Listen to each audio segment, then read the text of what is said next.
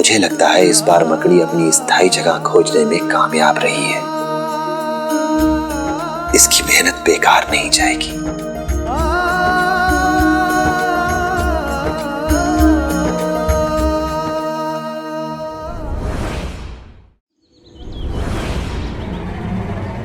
कुलकर्णी सरकार,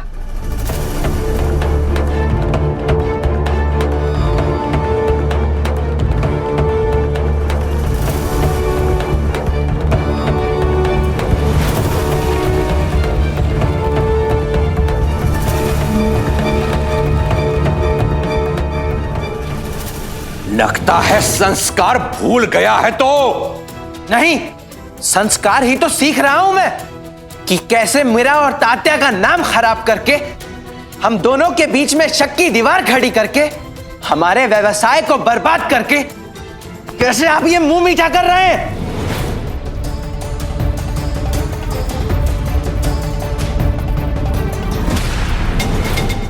हरिओम, इसे सब ज्ञात हो गया।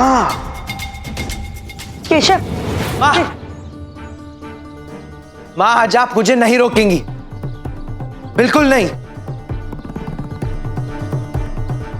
मर्यादाएं टूटती है तो टूटने दीजिए, क्योंकि जिन मर्यादाओं का इस्तेमाल अपने स्वार्थ के लिए किया जाता हो, उन मर्यादाओं को तोड़ना ही अच्छा होगा। पहले मुझे लगता था कि हिरण्यकश्यप और प्रहलाद की कहानी झूठी होगी। एक पिता अपनी संतान के साथ ऐसा कभी नहीं कर सकता। लेकिन आज मुझे पता चला कि हिरण्यकश्यप तो आज भी जिंदा है, वो भी मेरे अपने घर में, जो अपनी अहंकार की जीत के लिए, अपने बेटे के मान सम्मान, उसके भविष्य को कत्ल करने के लिए एक क्षण की देरी भी नहीं लगाता। चुप! अपने पिता को पिता शब्द की परिभाषा भी जानते हैं आप? पिता वो होता है जो अपनी औलाद की खुशी में खुश होता है।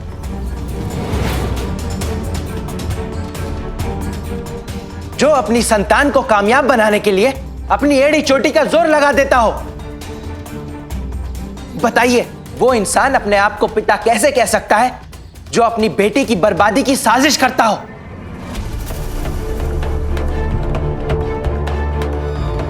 अपने आप को पिता कह के पिता शब्द का अपमान मत करिए आप। केशव बेटा, तुम ये क्या कह रहे हो? बस अंता जी, आप मुझे बेटा कहने का अधिकार खो चुके हैं। मैं जानता हूं तुम दोनों कुलकर्णी सरकार के चमचे हो, लेकिन यह मत भूलो कि मुझे बचपन में तुम लोगों ने गोद में खिलाया है। कम से कम उस रिश्ते का तो लिहाज रख लेते। केशव,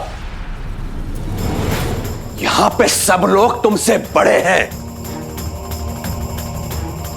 अगर इनका सम्मान नहीं कर सकते तो तुम्हें इनका अपमान करने का भी कोई अधिकार नहीं है। सम्मान बड़ा या छोटा होने से तय नहीं होता। सम्मान उसका होता है जिसमें बड़प्पन हो, और यहां ऐसा कोई भी नहीं है। आप बहुत बड़े साहूकार हो सकते हैं, बहुत बड़े मुखिया हो सकते हैं, लेकिन आप एक अच्छे इंसान बिल्कुल नहीं है। आप एक असफल पति हैं, एक असफल पिता हैं, और यह तो मैं पहले से ही जानता था। लेकिन मुझे एक उम्मीद थी कि आप बदलेंगे, आपका यह स्वभाव बदलेगा। लेकिन मेरी इसी उम्मीद का गलत फायदा उठाया आपने। जब मैंने आपसे व्यवसाय करने की बात की तो आपने उस पर झूठी खुशी जाहिर की। मुझे समर्थन देने का दिखावा कर कर मेरी भावनाओं से खेला है आपने। लेकिन आज जो मेरी बची कुछ उम्मीद थी, उस पर भी आपने पानी फेर दिया। बस बस केशव, तुम दादा से ऐसे बात नहीं कर सकते। कोई भी नहीं कर सकता। उन्होंने जो कुछ किया है तुम्हारी भलाई के लिए किया है। उस पाटिल के बेटे के चंगुल से तुम्हें छुड़ाने के लिए किया है। मेरी भलाई के लिए आत्या? इन्होंने अपने जीवन में अपने अलावा किसी और के बारे में सोचा है कभी? जब से मैंने होश संभाला है तब से ही, उसी क्षण से मुझे इनकी सच्चाई पता चल गई थी। अपना पैसा, अपनी इज्जत, सब कुछ अपना, यह इनकी वास्तविकता है। और आपके भाई आपके साथ इसलिए अच्छा व्यवहार कर रहे हैं क्योंकि आज तक आप उनके कभी विरुद्ध नहीं गई। आपने हमेशा वैसा ही किया है जैसा आपके दादा ने चाहा है। लेकिन मैं आपको यह लिख कर देता हूं आत्या, जिस दिन आपने अपनी मर्जी का कुछ किया ना, यह आपके भी विरुद्ध हो जाएंगे।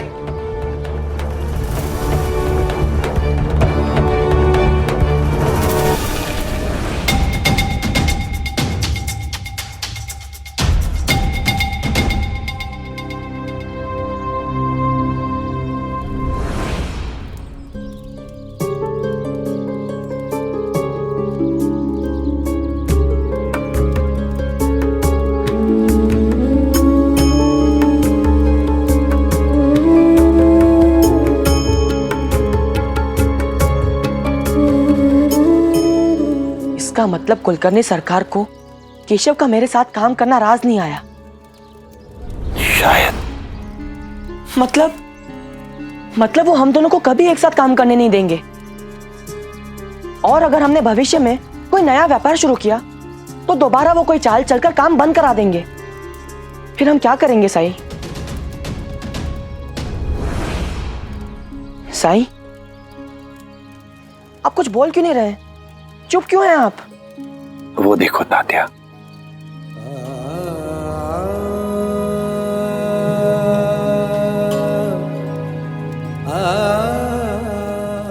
मकड़ी। हाँ,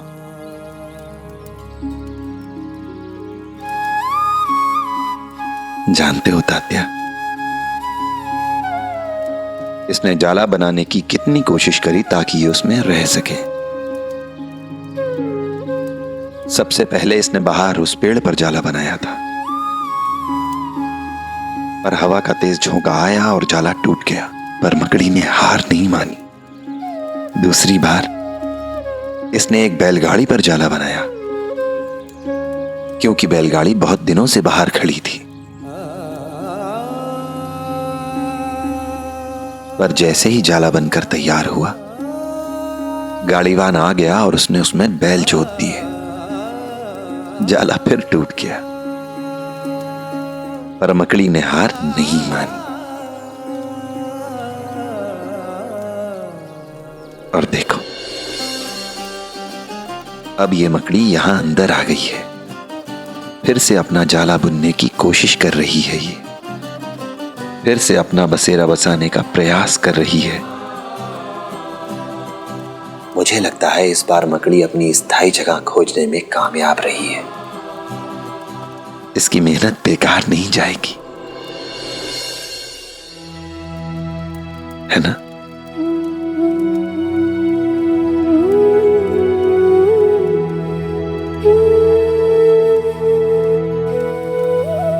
जी साईं।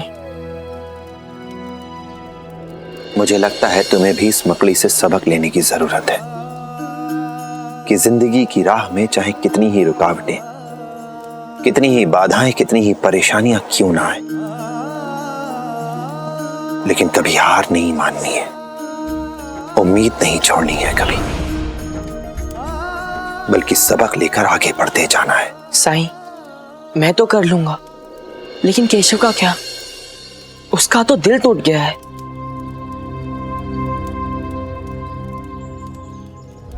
केशव के पिता ने उससे बहुत बड़ा धोखा किया है, और एक दोस्त होने के नाते तुम्हें उसे विश्वास दिलाना है कि केशव, तुम फिर से जीत सकते हो।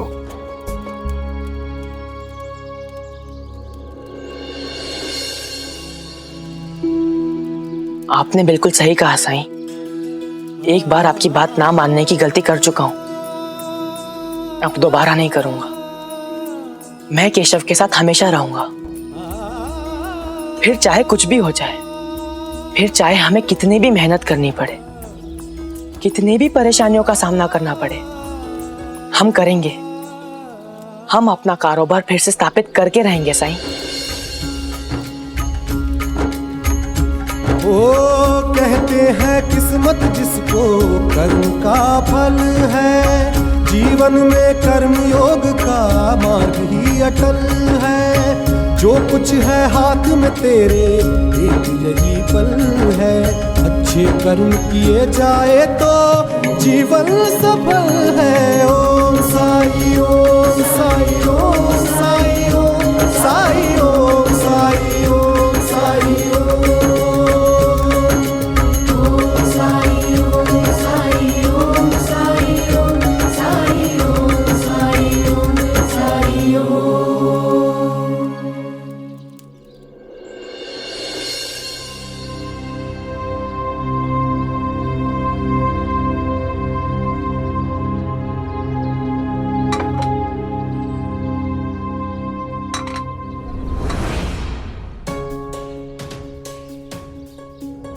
पहले मुझे लगता था कि हिरण्यकश्यप और प्रहलाद की कहानी झूठी होगी।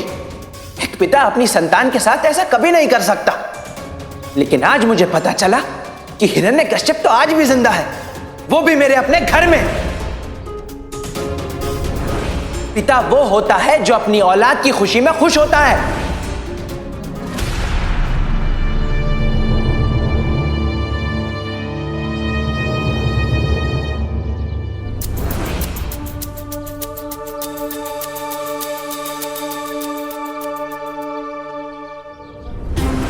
केशव तो अब मेरे वश में आने से रहा। अच्छा होगा कि गोविंदा पर मैं नियंत्रण बनाकर रखूं। आज विश्वनाथ की बरसी है, मुझे इस मौके का फायदा उठाते हुए आज ही शुरुआत करनी चाहिए। हरिओम। अहो, पूजा की तैयारियां हो गई है। उस कायर और डरपोक विश्वनाथ के लिए मुझे पूजा करने में कोई दिलचस्पी नहीं है। हरिओम हरिओम। आज पूजा मैं नहीं, गोविंदा करेगा। उसे कहाँ आते हैं विधि विधान दादा? अरे मैं हूं ना, मैं सिखाऊंगा इसे। बैठो गोविंदा। हरिओम हरिओम। दिया जलाओ।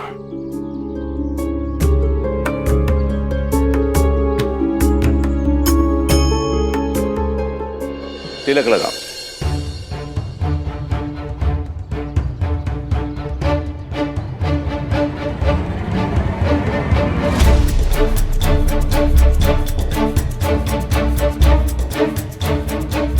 अब हाथ जोड़ के भगवान से प्रार्थना करो कि तुम्हारे पिता को मोक्ष मिल जाए।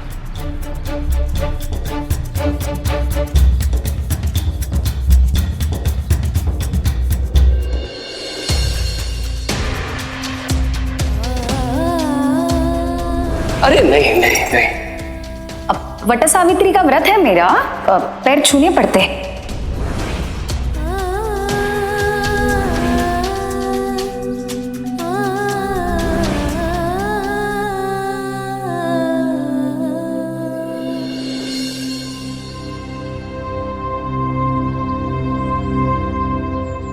वही गोविंदा को नाश्ता करा देना। नहीं आई, आज आप मुझे नाश्ता कराएंगी।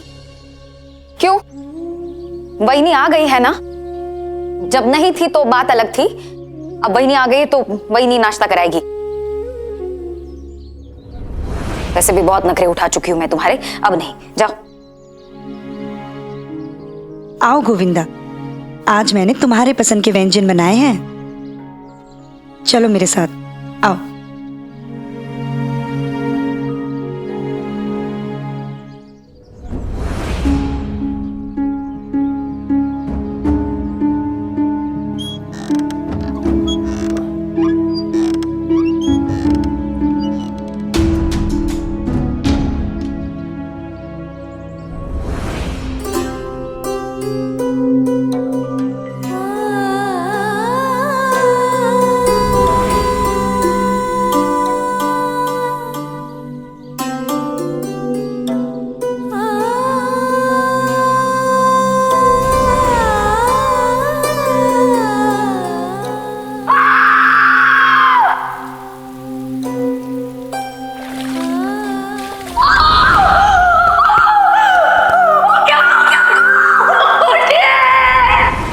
गोविंदा बिल्कुल आपकी तरह है। उसे देखकर मुझे आपकी बहुत याद आती है और फिर मैं बहुत परेशान होती हूँ कि अब आप हमारे साथ नहीं हैं। हमें छोड़कर क्यों चले गए आप? चिऊ, चिऊ, चिऊ है? जी, मैं ही चिऊ हूँ।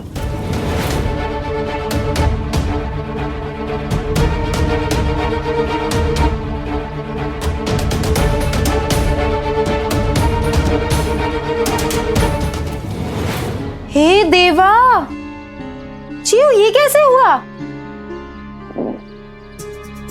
आप कौन हैं? मुझे नहीं पहचाना?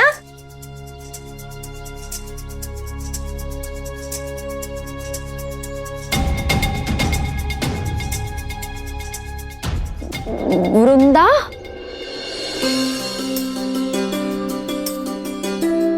अरे वृंदा, तुम कैसे हो तुम? मुझे तो विश्वास ही नहीं हो रहा है। तुम इतने साल कहाँ थी तुम आओ आओ आओ। दादा, दादा, दादा। क्या है चू? अरे अरे देखो कौन आया है। कौन आया है?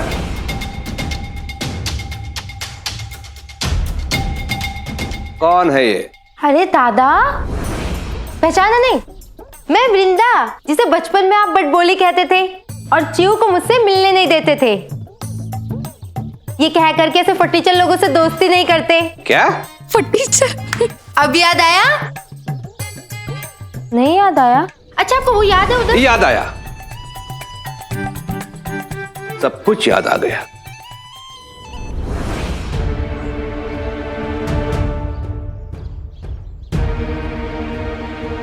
प्रतीत होता है कि इस बड़बोली के भाग्य खुल गए हैं। भिक्षाम दे।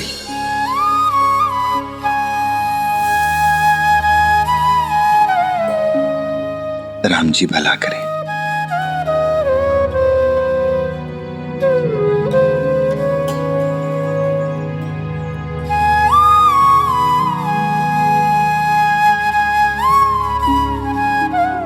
भिक्षा दे माई।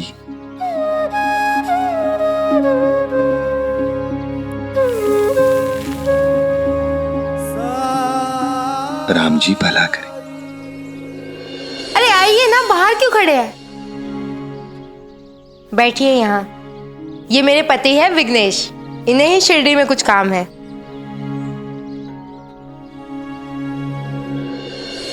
प्रणाम सरकार। हरिओम। सच कहूं तो वृंदा से पहले मैं आपसे मिलना चाहता था। वो तो इसने रोक लिया कि इसकी सहेली का घर है, इसलिए पहले ही अंदर जाएगी। मुझसे मिलना चाहते थे? क्यों? मैं निर्माण क्षेत्र के व्यवसाय में हूं और गोकुलदास जी ने मुझे शिरडी में पाठशाला के निर्माण के लिए भेजा है। इस पत्र में सब लिखा है।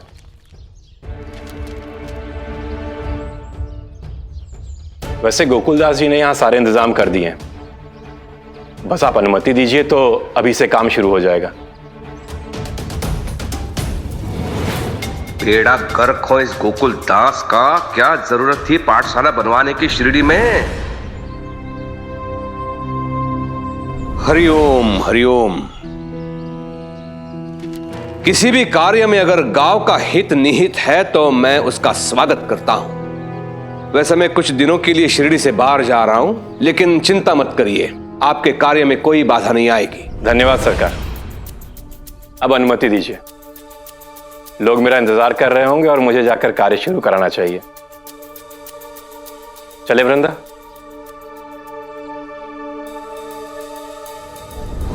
तेरे दादा के जाने के बाद मैं फिर से आऊंगी।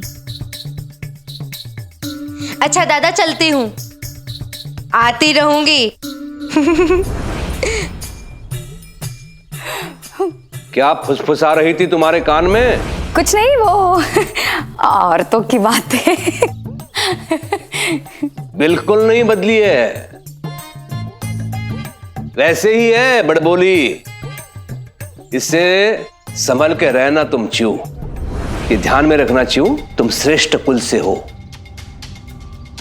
तुम्हारा मान सम्मान प्रतिष्ठा औरों से कई अधिक है।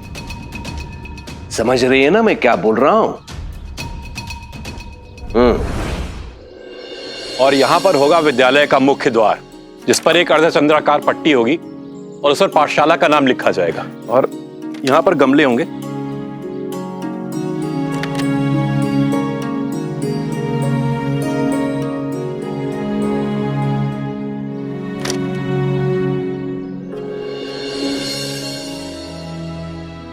साहब, सामान रख दिया।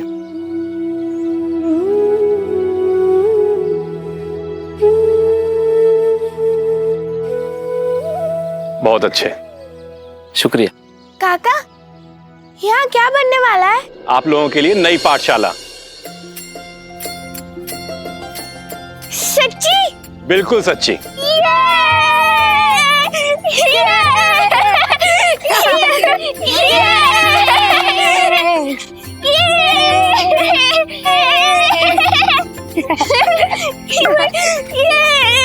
अरे वाह, बहुत खुश लग रहे हो तुम लोग। किस बात की खुशी मनाई जा रही है? आपने हमें श्रद्धा से बुरी रखने के लिए कहा था, आज उसी का फल मिल रहा है। देखिए, यहाँ पर हमारे लिए एक नई पाठशाला बनाई जा रही है।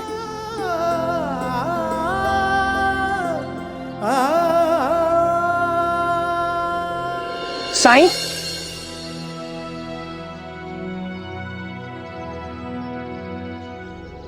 क्या आप लोग बता सकते हैं साईं कहाँ मिलेंगे?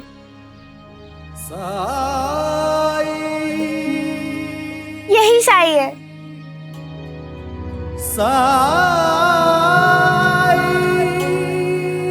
आइए। साईं, हम तीनों बचपन के दोस्त हैं। जब हम बच्चे थे तो हमने अपना बचपन एक साथ बिताया, एक साथ खेले कूदे, एक साथ पढ़ाई की, पाठशाला गए। साईं, हमने सब कुछ एक साथ सीखा, एक साथ किया। भगवान की दया से हमारा परिवार भी संपन्न था, इसीलिए हमारा बचपन खुशियों से बीता। और पढ़ लिख कर साईं हम बड़े हुए, और सभी माता पिता की तरह हमारे माता पिता भी हमसे अपेक्षा करने लगे। हाँ, वो गलत भी नहीं थे। हम भी मुकाम हासिल करना चाहते थे अपनी जिंदगी में, और हमने उन मुकाम हासिल करने के लिए कठिन परिश्रम शुरू कर दिया साईं। और कुछ ही समय में हमारे सपने साकार हुए। एक कामयाब इंसान के पास जो कुछ होना चाहिए वो सब कुछ है हम तीनों के पास। घर बार, घोड़ा गाड़ी, नौकर चाकर, सब कुछ। लेकिन भागदौड़ भरी जिंदगी में हम तीनों का आपस में मिलना जुलना ही छूट गया। सच कहूं तो सब कुछ होने के बाद भी हमारी जिंदगी में वो खुशियां नहीं है जो बचपन में हमारे पास हुआ करती थी। अभी हाल ही में हम तीनों की मुलाकात दोस्त की शादी में हुई, और बातचीत के बाद हमें यह एहसास हुआ कि हम तीनों एक सा महसूस कर रहे हैं। कुछ तो कमी है जिसकी वजह से हम खुश नहीं हैं। और सच तो यह है साईं कि बीतते समय के साथ साथ हमारी जिंदगी में एक अकेलापन सा भरता जा रहा है। साईं, आप हमें बता सकते हैं कि ऐसा क्यों हो रहा है हमारे साथ? सिर्फ इसका जवाब जानने के लिए तुम लोग इतनी दूर यहाँ मेरे पास आ गए? जी साईं, शादी में हमारी मुलाकात शिरडी के एक लड़के से हुई थी जो अपने मामा के साथ वहां आया था। उसका नाम केशव। हाँ, केशव था। हाँ साईं, उसी ने आपके बारे में बताया। उसने कहा सिर्फ और सिर्फ आप ही हमारी उलझनों को दूर कर सकते हैं। और इसलिए साईं हमने फैसला किया कि घर जाने के पहले आपसे मिलकर जाएं, और हमारी जिंदगी में जो खुशियां खो गई हैं उन्हें वापस पाने का मूल मंत्र आपसे लेकर जाएं। हाँ साईं, नहीं तो वापस जाकर फिर से वही 99 के चक्कर में लगे रहेंगे, और उससे हमें वो खुशी नहीं मिलेगी जिसकी हमें तलाश है। दूंगा, तुम्हारे प्रश्नों के उत्तर जरूर दूंगा, पर उससे पहले तुम्हें मेरी एक काम में मदद करनी होगी। जरूर साईं, बताइए क्या कर सकते हैं हम आपके लिए? खाना बनाना होगा।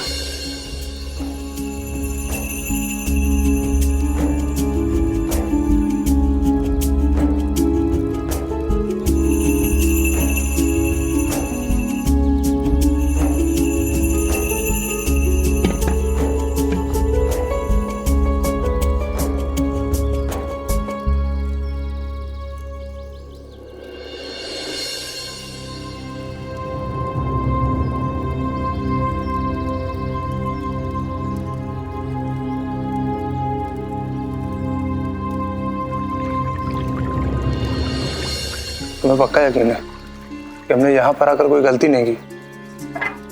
तब खाना बनाने से हमें हमारे सवालों के जवाब कैसे मिल जाएंगे? अब जब यहाँ आ ही गए हैं तो साईं जो कह रहे हैं वो कर देते हैं। याद है ना केशव ने क्या कहा था? कि साईं का समाधान बताने का तरीका निराला है, और क्या पता हमें अपने सवालों का जवाब इस तरीके से मिल जाए।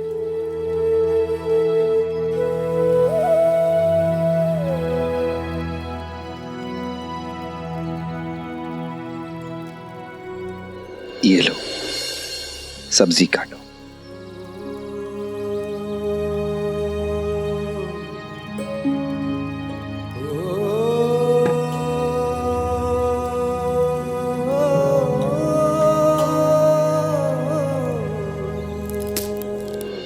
आओ आओ, पहले ये बता तेरे दादा गए ना? हाँ हाँ, अब हम लोग बैठकर आराम से बातें करेंगे, वरना वो तेरे खड़ूस दादा। वृंदा, अरे इसमें मैंने क्या गलत कहा? वो तेरे भाई है, इसका मतलब ये तो नहीं है कि सच को सच नहीं मानेगी। बहुत सालों के बाद तेरे बाड़े में घुसने का मौका मिला है। हाँ, जरा देखूं तो तेरे बाड़े में क्या क्या बदला है। ये तख्त अभी तक यहीं का यहीं है, और ये वही पुरानी खाट है ना? और इन दीवारों का रंग वैसा का वैसा ही है। अरे बाप रे, ये अभी तक यहीं पर है। सारा सामान पुरानी वाली जगह पे रखा हुआ है, यहाँ तक कि किसी भी सामान की जगह बदली नहीं है। वो क्या है ना, दादा को बदलाव बिल्कुल पसंद नहीं है ना, इसीलिए। अब समझी, बदलाव तो तब आएगा जब उसके लिए पैसे खर्च करने होंगे, और तेरे दादा तो सिर्फ लेना जानते हैं, देना तो उनके शब्दकोश में है ही नहीं। वो कहावत थी ना, चमड़ी जाए तो जाए लेकिन दमड़ी ना जाए। वृंदा, इनसे मिलो, ये है मेरी वैनी, रुक्मिनी वैनी। प्रणाम। प्रणाम। माफ कीजिए बहिनी, वो क्या है ना कि मुंह फटू, बोलने से पहले कुछ सोचती नहीं हो। कोई बात नहीं, आप लोग खाइए ना, मैं गोविंदा को कुछ खिला देती हूँ। लो लो खाओ।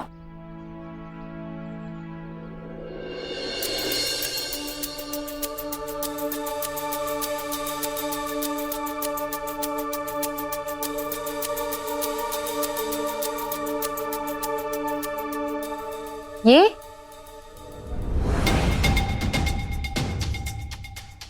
मेरे पति की तस्वीर है, आज उनकी 9वीं बरसी थी ना। इतनी कम उम्र में क्या हुआ था? अब बड़ी लंबी कहानी है, तो फिर कभी सुनाऊंगी। तुम बताओ, अपने बारे में बताओ ना। क्या बताऊं? चल बता ही देती हूँ। पूना में हमारा इससे भी बड़ा वाड़ा है, 2 प्यारे प्यारे बच्चे हैं, अभी अपने दादा दादी के पास हैं। अच्छा तू बता, तेरे कितने बच्चे हैं? एक है गोविंद, ये है मेरा लाडला बेटा गोविंदा। गोविंदा, मैं खाना खा रहा हूँ आई। बहुत शरारती है। गोविंदा, यहाँ आओ। मैं खाना छोड़कर नहीं आऊंगा आई।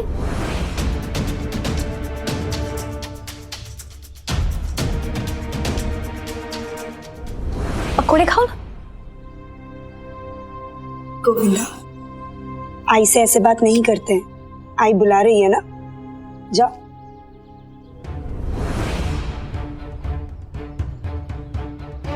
अरे खाओ ना। गोविंदा मेरा बेटा, गोविंदा बहुत प्यारा बच्चा है। हो गया ना?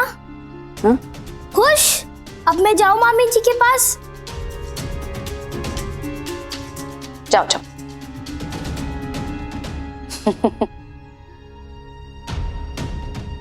पागल है।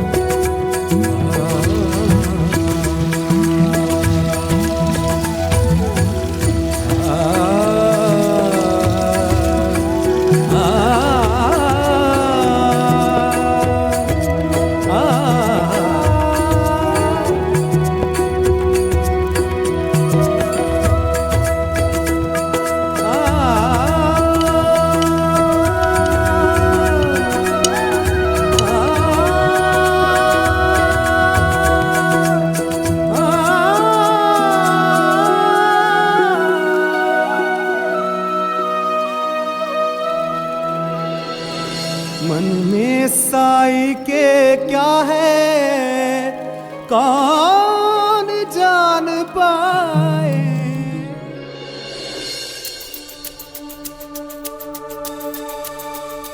एक बात बता, वही नहीं तेरे बेटे को पाल रही है ना? गोविंदा की देखरेख वही कर रही है ना? क्योंकि जहां तक मैं तुझे जानती हूँ, तुझे तो बच्चे पसंद नहीं थे। मेरी सलाह माने की चीज, आज जो तेरे हालात है ना, उसके हिसाब से तुझे भविष्य के लिए बहुत सावधान रहने की जरूरत है। मैं समझी नहीं। जरा अपने बारे में सोच। देख, कहना नहीं चाहिए, लेकिन तू मेरी सहेली जो है और मुझे तेरी फिक्र भी है, इसलिए कह रही हूँ। तेरे पास अपना कहने के लिए है ही कौन? सिर्फ तेरा एक बेटा गोविंदा ही तो है। एक विधवा औरत को कभी भी अपनी संतान की देखरेख को अनदेखा नहीं करना चाहिए। अब पति जो था वो भगवान ने छीन लिया, तेरे पास अब बचा ही कौन? तेरा इकलौता सहारा तेरा बेटा गोविंदा ही तो बचा। उसे भी अपने से दूर किए हुए है। ऐसी गलती मत कर। भविष्य में जब भी तुझे उसकी जरूरत पड़ेगी ना, वो तेरे पास नहीं आएगा, वो उसके पास जाएगा जिसे उससे प्यार मिला है। वो अपनी मामी के पास जाएगा, और अभी भी तो वो तेरी नहीं अपनी मामी की तो सुन रहा है। भगवान जाने भविष्य में क्या होगा।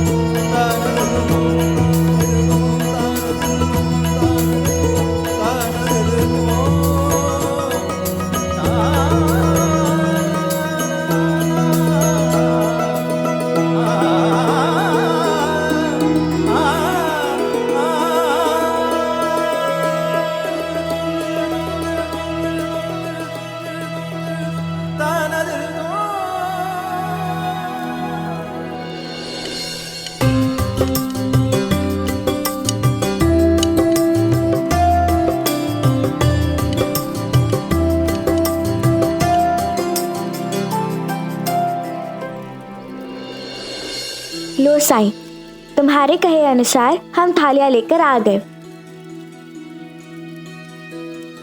साईं, कुछ थालियां हमारे पास थी और ये चांदी और पीतल की थाली हम किसी से मांग कर लाए हैं। शुक्रिया। अब ये थालियां वहां एक के बाद एक करके रख दो। जाओ।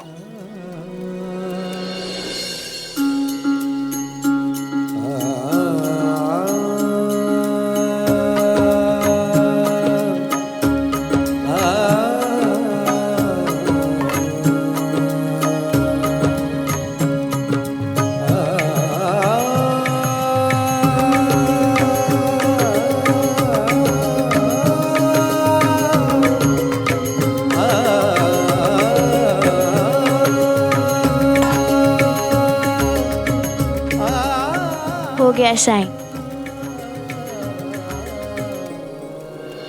यहां आकर खड़े हो जाओ। जी साईं।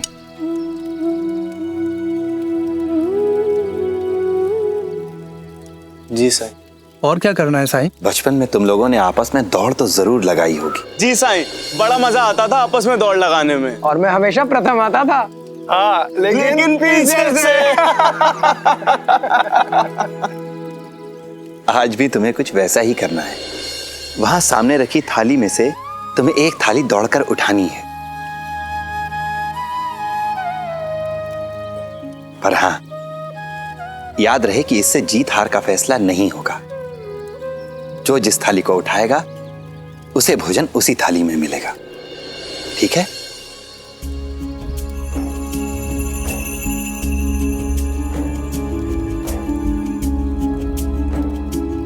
इस चांदी की थाली को तो मैं ही लेके रहूंगा।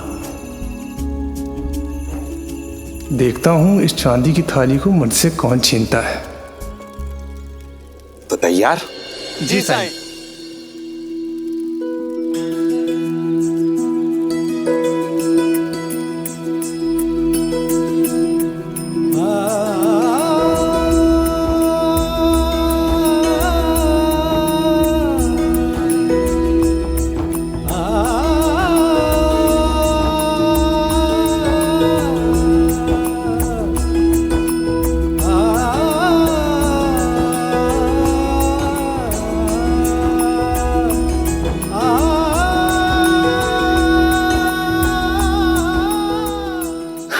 ले, वरना रोता रहेगा। हमने थाली ले ली साईं। तो खाना खाने बैठ जाओ। आओ।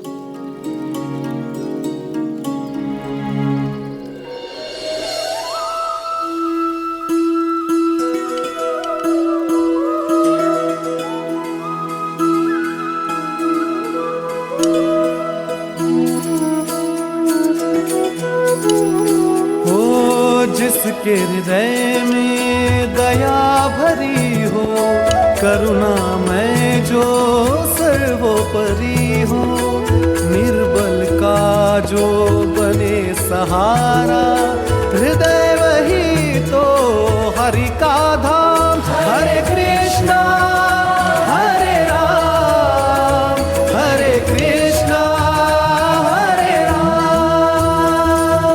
जाति धर्म का भेद नहीं हो, मानवता में छेद नहीं हो, टंटा बखेड़ा खेद नहीं हो, तीर्थ वही है पावन ग्राम। हरे कृष्ण हरे राम, हरे कृष्ण हरे राम।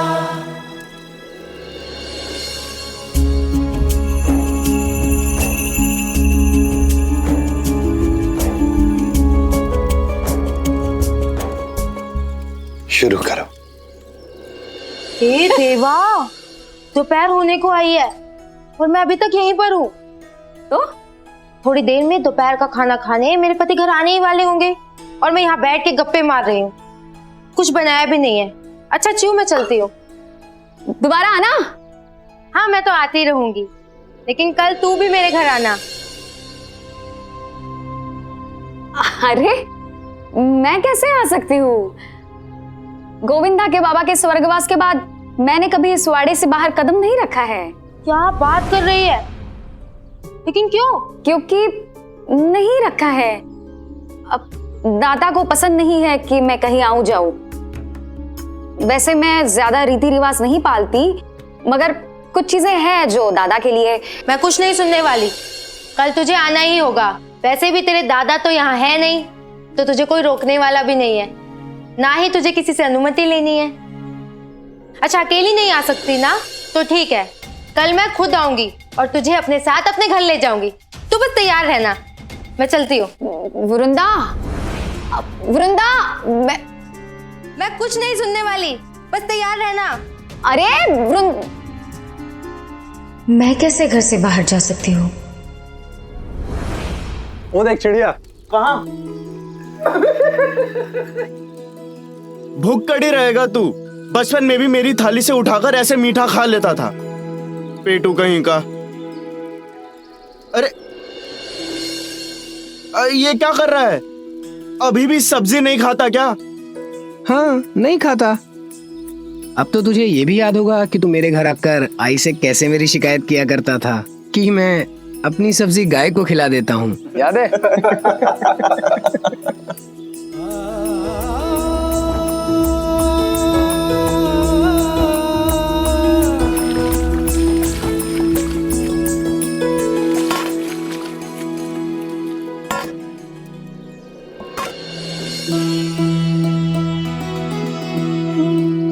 अब कैसा महसूस कर रहे हो?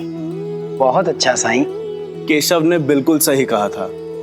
यहाँ आकर हमें कुछ बदलाव तो आया है। हाँ साईं, हमें अंदर से खुशी महसूस हो रही है, लेकिन समझ नहीं आ रहा ये सब कैसे हुआ। क्या ये आपका चमत्कार है साईं? आओ बैठो।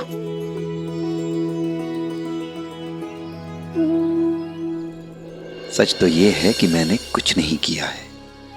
मैंने तो सिर्फ तुम्हें साथ समय बिताने का मौका दिया, बस। और देखो क्या हुआ।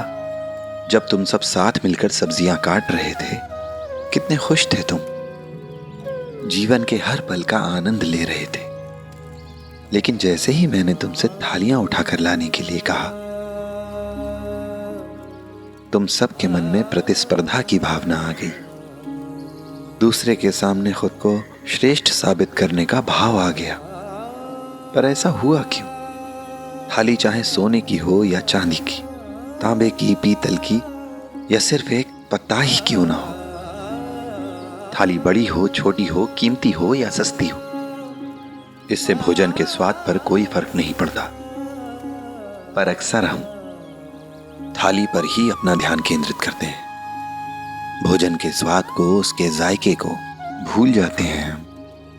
हम ये भूल जाते हैं कि हमारे लिए भोजन महत्वपूर्ण है, ना कि थाली। और इन्हीं थालियों की आपाधापी में हम अपनों से, अपने परिवार से, अपने दोस्तों से, उन लोगों से बहुत दूर हो जाते हैं। उन लोगों के लिए समय नहीं निकाल पाते जिनसे मिलकर हमें सच्ची खुशी मिलती है, जो सच में हमसे बहुत प्यार करते हैं। फिर एक समय ऐसा आता है जब हम अपने आप को बहुत अकेला महसूस करते हैं। असुरक्षा की भावना हमारे अंदर जन्म ले लेती है। इसलिए याद रखो, हमें उन लोगों के साथ समय बिताना चाहिए जिनसे मिलकर हमें सच्ची खुशी मिलती है, अच्छा लगता है हमें।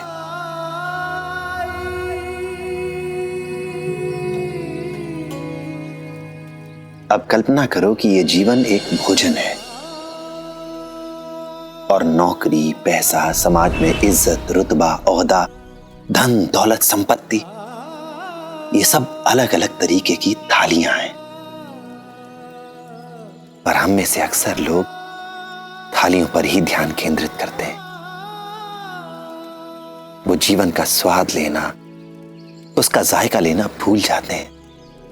अच्छा, एक बात ईमानदारी से सोचो और जवाब दो। बीते वर्षों में तुम लोगों ने एक दूसरे के लिए कितनी बार समय निकाला, या कितनी बार एक दूसरे से मिलने के लिए, साथ समय बिताने के लिए विचार किया तुमने?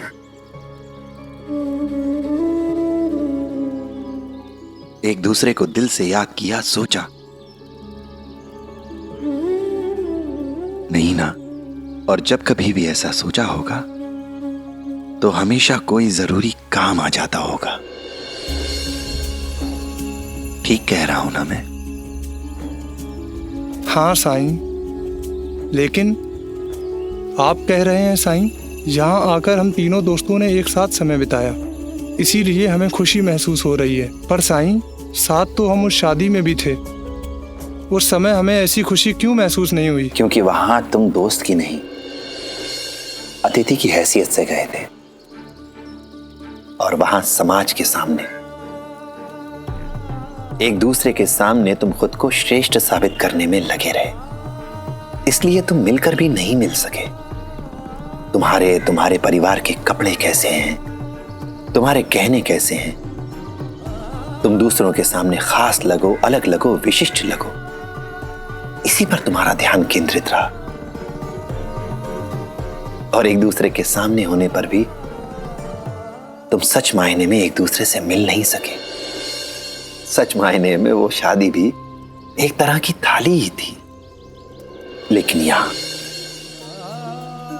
यहां तुम सब एक दूसरे से मिलकर बहुत खुश थे, मिलकर काम कर रहे थे, क्योंकि ना तो तुम्हारे मन में कुछ पाने की लालसा थी और ना कुछ खो जाने का डर। यहां कुछ साबित नहीं करना था तुम्हें। इसीलिए तुम बिना किसी तनाव के, बिना किसी बोझ के, बिना किसी चिंता के एक दूसरे के साथ बहुत खुश थे। ठीक वैसे ही जैसे तुम अपने बचपन में हुआ करते थे। केवल एक उस पल को छोड़कर जब तुम सब ने एक दूसरे की थालियां देखी और सोचा कि मुझे वो महंगी वाली चांदी की थाली क्यों नहीं मिली।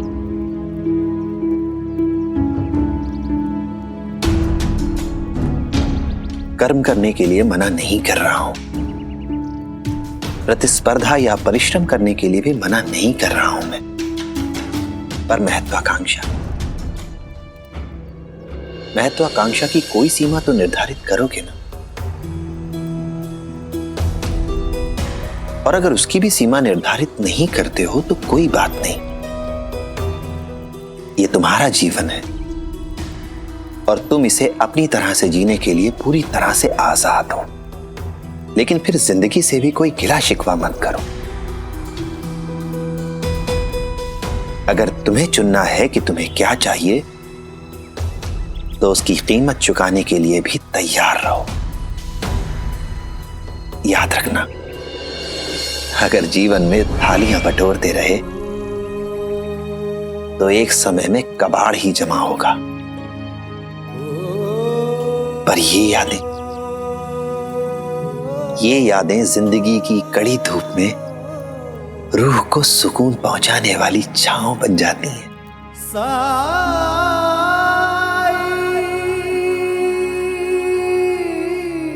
साईं, धन्यवाद। आपने हम सबकी आंखें खोल दी।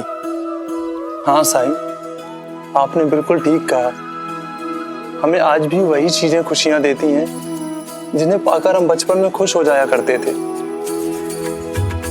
जिनसे हम प्यार करते हैं, उनके साथ समय बिताना, उनके साथ हंसना, उनके साथ काम करना ही तो हमें खुशियां देता है। और हम तो इसे ही बेमतलब समझ बैठे थे। दरअसल यही तो हमारे लिए मायने रखता है। शुक्रिया साईं, आपने हमें खुश रहने का मंत्र दे दिया। हमें हमारे सभी सवालों के जवाब मिल गए। राम जी भला करें। मेरे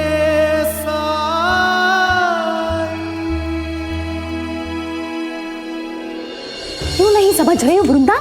मैं नहीं आ सकती। चिऊ, चप्पल पहन। मैं कुछ नहीं सुनूंगी। पहन तू। पहन ली कुछ। अरे वही इसे समझाओ, ये मेरी बात मान ही नहीं रही है। वही नहीं, अगर समझाना है तो इसे समझाइए। आखिर इसमें बुराई क्या है? अपने सहेली के घर जाने में, अपने लोगों से मिलने में। इतने सालों में दुनिया कहां से कहां पहुंच गई, लेकिन शिरडी अभी भी वहीं के वहीं पुराने विचारों में फंसा हुआ है। हाँ, लेकिन यही सच्चाई है। हम जहाँ रहते हैं वहाँ के रीति रिवाजों का तो मान रखना ही पड़ेगा ना। यहाँ के लोग शहर के लोगों की तरह खुले विचारों के नहीं हैं। पता नहीं क्या सोचेंगे जब वो च्यूताई को वाड़े से बाहर देखेंगे। कैसी प्रतिक्रिया करेंगे, कैसी बातें करेंगे। लोग क्या सोचेंगे, क्या कहेंगे, इस डर से डर रही है ना? तो आप निश्चिंत हो जाइए। लगता है आप भी इस वाड़े से बाहर नहीं निकलती। मुझे शिरडी आए हुए सिर्फ एक दिन हुआ है और मैंने यहाँ एक दो विधवा औरतों को भी देखा है जो बाहर रास्ते में। अरे वो निचली जाति की औरतें हैं, उनको अपना पेट भरने के लिए, परिवार पालने के लिए घर से बाहर निकलना पड़ता है। उनके पास जीवन यापन का दूसरा कोई विकल्प नहीं है। पर मेरे साथ तो ऐसा कुछ नहीं है। और वैसे भी दादा का कहना है कि हमारे परिवार की, हमारी जाति की विधवा औरतें अपनी देवड़ी के बाहर कदम नहीं रखती है। तो तू अपने दादा से डर रही है? हे भगवान, चिऊ, तुझे और तेरे दादा को मैं बचपन से जानती हूँ।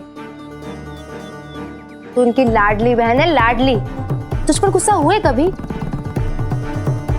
और गलती से गुस्सा हुए भी तो थोड़ा ठाट धपाट देते हैं। तू बाकी लोगों से अलग है। और डांट पड़ेगी तो वही पुराने वाले दिनों की तरह, जब तुम मुझसे मिलने आती थी और दादा तुझे डांटा करते थे। याद है चिऊ तुझे? फिर भी तू छुपते छुपाते आती थी ना, है कि नहीं? चिऊ चल। वृंदा, चल वृंदा, च्यूताई के पहले के समय में और आज के समय में जमीन आसमान का अंतर है। मत ले जाइए इन्हें। वही नहीं, समय पहले भी वही था और अब भी वही है। आप बिल्कुल चिंता मत कीजिए, मैं खुद चिऊ को छोड़ने आऊंगी। और वैसे भी दादा तो यहाँ है नहीं, और किसी ने देख भी लिया तो कुलकर्णी सरकार की लाडली बहन के बारे में बोलने की किसकी हिम्मत होगी। चिऊ तो चल। वृंदा, वृंदा रुको। वृंदा, वृंदा, वृंदा, 9 साल हो गए मैंने इस वाड़े से बाहर कदम नहीं रखा है। चिऊ, तू इस वाड़े के बाहर कदम रख चुकी है।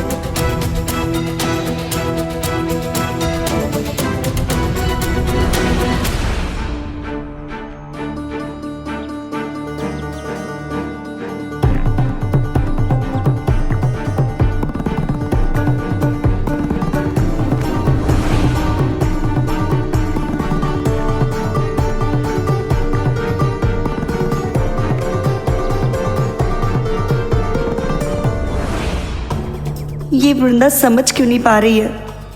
बचपन में एक बच्चे का नियम तोड़ना और एक विधवा का नियम तोड़ना, दोनों में जमीन आसमान का अंतर है।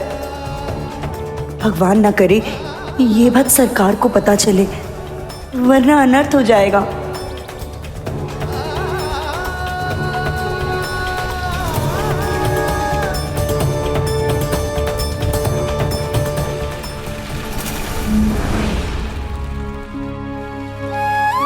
प्रणाम साईं।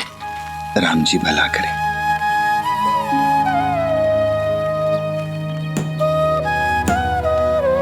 भिक्षाम दे।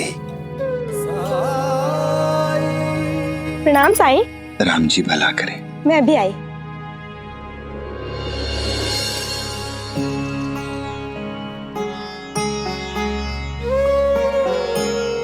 क्या आज आप इसके बदले मुझे बताशे दे सकती हैं? आज मेरा मीठा खाने का बहुत मन कर रहा है। जरूर साईं, पहली बार तो आपने मुझसे कुछ मांगा है। मन में साई के क्या है कौन जान पाए। ओम साई ओम साई ओम साई ओम साई ओम साई ओम साई ओम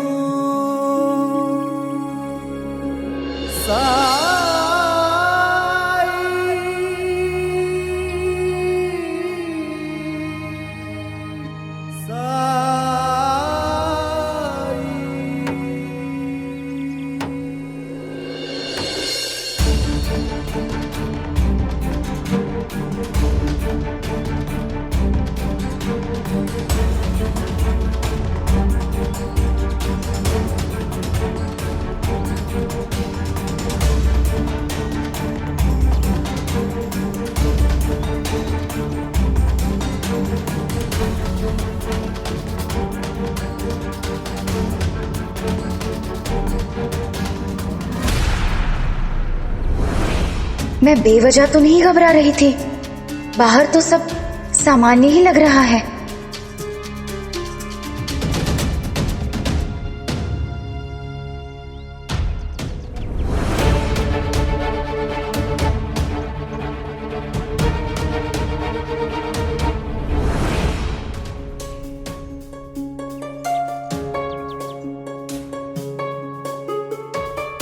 अरे देवा, शिरडी तो आज भी वैसी की वैसी ही है।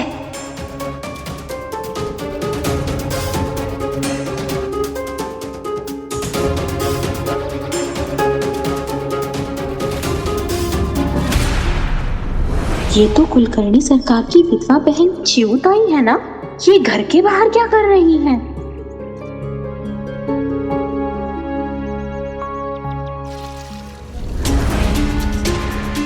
अरे, सरकार की बहन चिऊ घर से बाहर? वैसे तो सरकार बड़े नियम वाले हैं, पता नहीं आज अपनी विधवा बहन को घर से बाहर कैसे निकलने दिया।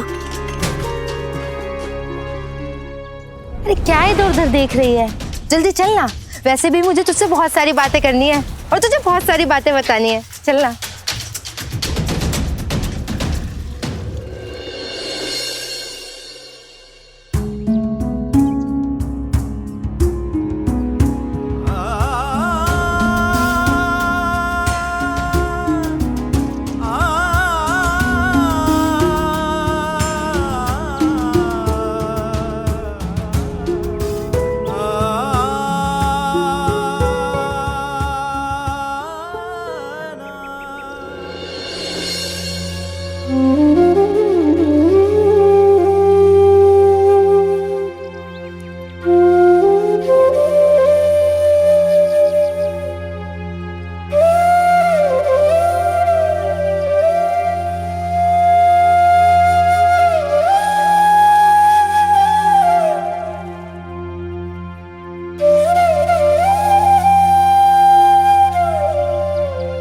अरे हटिए, क्यों बीच में खड़े आप लोग?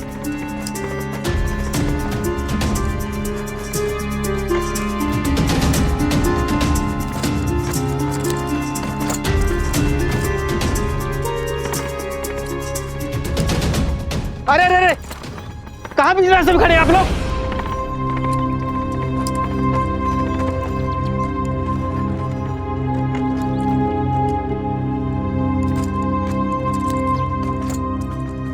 क्या मैं आपकी कुछ मदद करूं?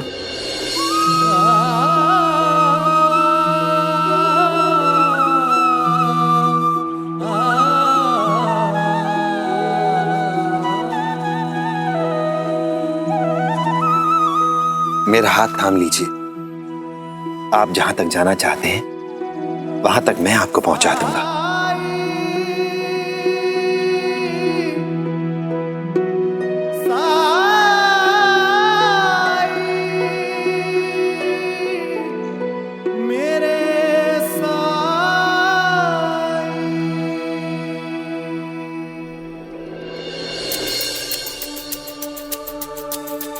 इतनी सारी साड़ियाँ? तू शिरडी में हमेशा के लिए रहने आई है क्या? अरे नहीं रे, बस पाठशाला का निर्माण होने तक रहूंगी यहाँ। फिर इतने सारे कपड़े? अब क्या करूं, आदत से मजबूर हूँ। कपड़ों और गहनों का बड़ा शौक है मुझे। ये देख,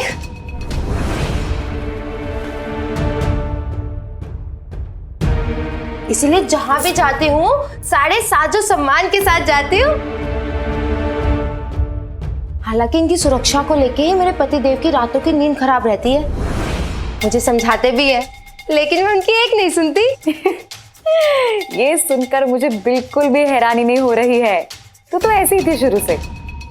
तू तो ऐसे बोल रही है जैसे कि मैं तुझे जानती नहीं। तुझे भी तो बड़ा गहना का शौक था। रुक, तुझे कुछ दिखाती हूँ।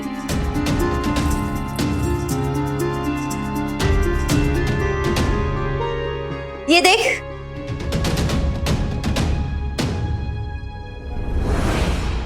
ये मेरी सासूबाई ने दिया है। ये हार मुझे मेरी मुंह दिखाई की रस्म में मिला था। रुक, तुझे पहन के दिखाती हूँ।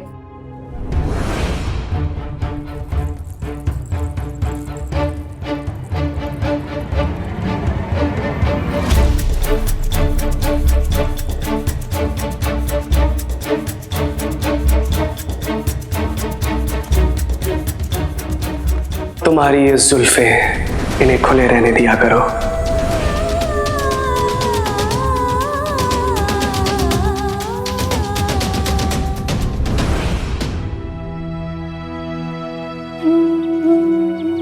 भगवान तुम्हारा भला करे बेटा। तुम्हारा बहुत बहुत धन्यवाद। ये तो मेरा फर्ज है। बताइए, कहाँ जाना है आप लोगों को? मंदिर, मंदिर जाना है हमको। हम लोग भजन गायक हैं। किसी मंदिर तक पहुंचा दो हमको। भजन गा के 2 पैसे कमाने आए हैं हम यहाँ। आइए।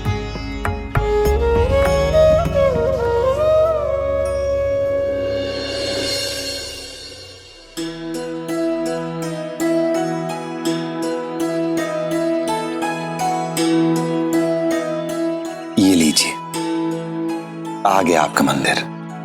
शुक्रिया बेटा। कुछ और जरूरत हो तो मुझे बताइएगा। नहीं नहीं बेटा, तुमने हमारे लिए बहुत किया है। अब तो ये हम पर निर्भर करता है कि हम अपने लिए स्वयं क्या कर पाते हैं। थोड़ी देर बाद आपसे फिर मिलूंगा।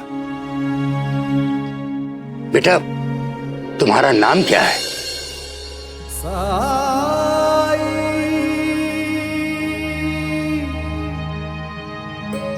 वैसे लोग मुझे साई कहते हैं।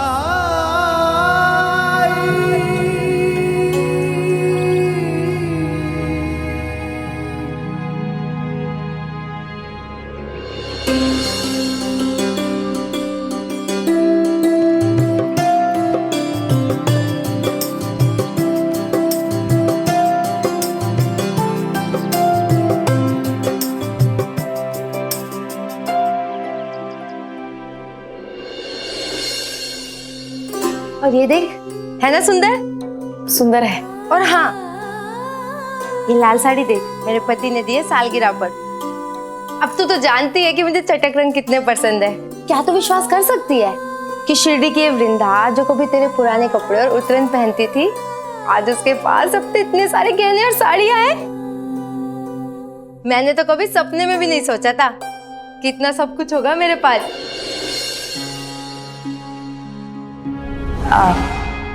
आहो।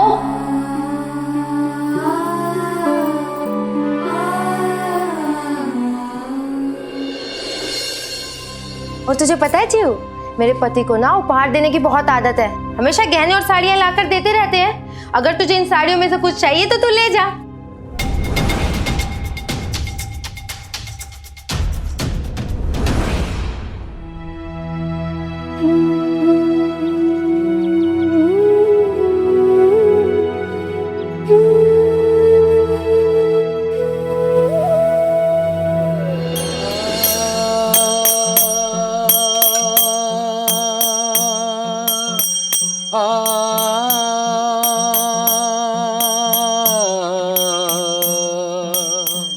अंतर मन की आह सुनो रे, अंतर मन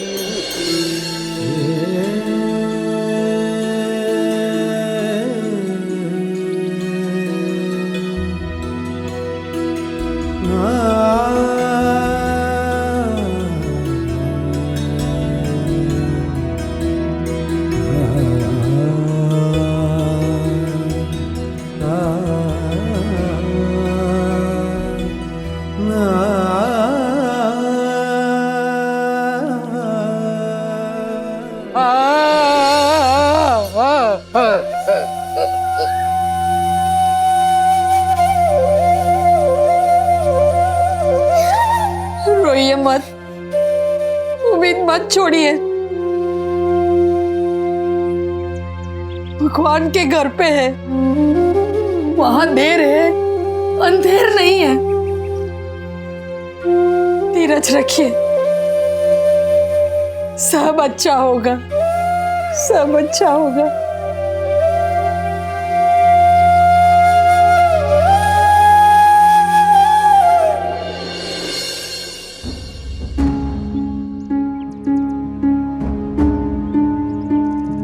साईं, मुझसे इनका दुख देखा नहीं जा रहा। ये लोग इसलिए रो रहे हैं क्योंकि आज इन्हें किसी ने भी पैसे नहीं दिए हैं। मैं आज अपनी सारी कमाई इन्हें दे देती हूँ। नहीं लक्ष्मी, ऐसा बिल्कुल मत करना।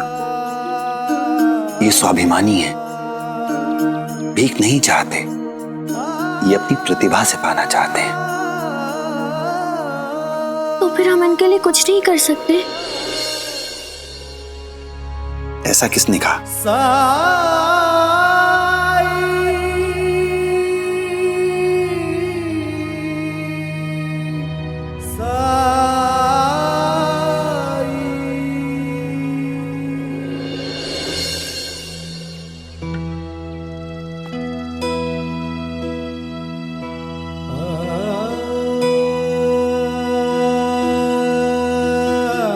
इतनी सी थी मेरी पोती, जब मेरा बेटा, मेरा इकलौता बेटा और मेरी बहू हमें इस दुनिया में बेसहारा छोड़कर चले गए। अब तो पोती बड़ी भी हो गई है, 1-2 साल में उसकी शादी भी करना है। लेकिन शादी में बहुत पैसा खर्चा होता है, उसकी शादी में कोई कमी ना हो, इसलिए हम पैसे इकट्ठा कर रहे हैं। इस उम्र में गांव-गांव घूमकर मंदिरों में भजन गाकर पैसे इकट्ठा कर रहे हैं ताकि शादी में कोई कमी ना रह जाए। हम बहुत गरीब हैं साईं, एक एक पैसा हमारे लिए अहमियत रखता है। इसीलिए हम लोग हर जगह पैदल सफर करते हैं ताकि ज्यादा से ज्यादा पैसा बचा पाएं। इतने सालों की मेहनत के बाद भी हम वो रकम नहीं जोड़ पा रहे हैं जो शादी के लिए पर्याप्त है। गायकी एक बेहतरीन विधा है जिसमें गाने वाले के मन को गाकर तृप्ति मिलती है और सुनने वाले के मन को सुनकर। पर गायकी में यह महत्वपूर्ण है कि गायक जो कुछ भी गाए उसे दिल से गाए, मन से गाए, तभी उसकी आवाज श्रोता के मन को छू पाती है, सुनने वाले के दिल में उतर पाती है। इसलिए आप जो कुछ भी गाएं वो ये सोचकर ना गाएं कि आपको पैसे कमाने के लिए गाना पड़ रहा है, बल्कि इसलिए गाएं कि आपको अपने जज्बात सुनने वाले के दिलों तक पहुंचाने हैं, उनके मन को छूना है आपको। तभी तो लोगों से नाता जुड़ेगा।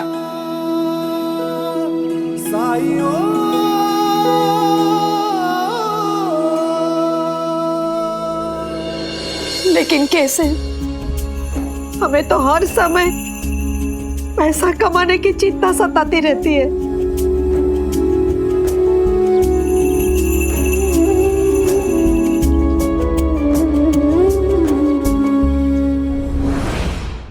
धार्मिक वीडियो सबसे पहले देखने के लिए हमारे चैनल को सब्सक्राइब करें और बेल आइकन दबाएं।